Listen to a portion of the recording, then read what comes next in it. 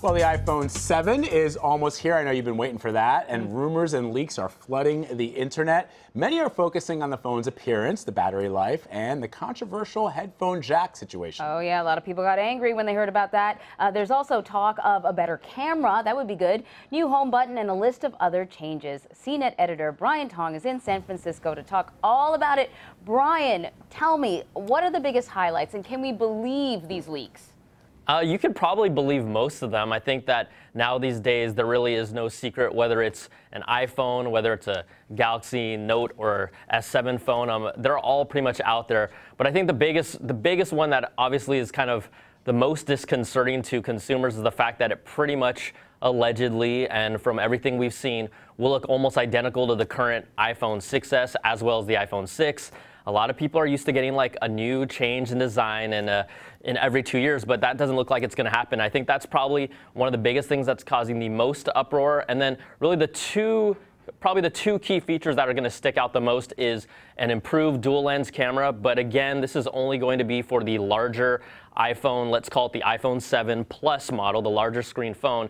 And that's one of the key distinguishing features, but it's only on the higher end phone, which means if you get a regular size phone, the regular iPhone 7, if we want to call it that right now, it's pretty much going to be very similar. The other big controversial thing is no headphone jack, and that looks like that's going to happen. Apple's going to move towards a lightning connection and give you an adapter, so those physical hardwired headphones, they can still be used, but you'll need an adapter for it, and it's pushing people maybe towards using wireless Bluetooth headphones instead. So those are kind of the two big changes.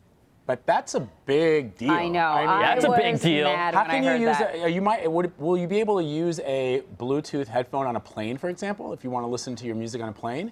You'll be able to do that. I think that the big thing is most of us have invested in some sort of headphones, we're not talking about earbuds, but let's say people that travel or people that want to listen to music or movies and hear a fuller sound, they're paying at least $150 to $300 for headphones that they'll now require an adapter. And let's be honest, a lot of us are going to lose that little mini adapter. It's just the way it is. And so people are like, why are you doing this? It's not even going to make the phone that much slimmer based on reports. So it's not like you're getting an advantage there. And it's not like the battery life is getting a huge boost, because by making it thinner, in essence, you're typically losing a little more battery juice. So we'll see how that plays out in the consumer's minds. So I'm one of those people that I've been waiting. I'm hanging on to my 6, but I would really like to upgrade. I will be very disappointed if it's not worthwhile. So tell me, I mean, do you think there's going to be a significant difference with the 7, or should we just wait till the 8?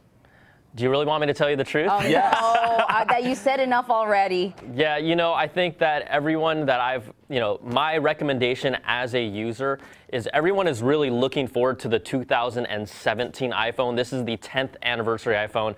Apple's expected to do a lot of bigger things with that, from the design to the specs inside of it. We won't go that far ahead right now, but I think the best recommendation is if you're someone who has a 6 or 6S, you should, I'm just saying, as a consumer, you should probably hold off unless you're someone who uses a large screen phone and really wants to take advantage of that dual lens camera that'll have better color image quality, ability to have better low light photos and zoom in a lot closer without it being blurry. That's really the only phone of this upcoming lineup, based on rumors and reports, that we can say that might be a game-changing enough feature if you really love your camera. But let's be honest also, the camera on the iPhone is pretty stellar already.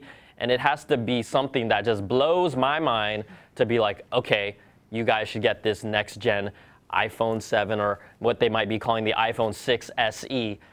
I'm leaning telling people don't do it yet, but we will wait and see what Apple does. Maybe they'll deliver something that we haven't thought about, and I'll let them show us what they got. Except, Brian, you don't know that Anne-Marie is the Francois Truffaut, the Martin Scorsese of using her iPhone for making incredible films. If you've ever seen some of the stuff she posts, she's actually really, really talented. So I think the camera thing is going to be a big deal for you. It is. She really is into that. All right. See, then that might be right for you to get it. I'm not saying no. I'm just saying just be careful, all right?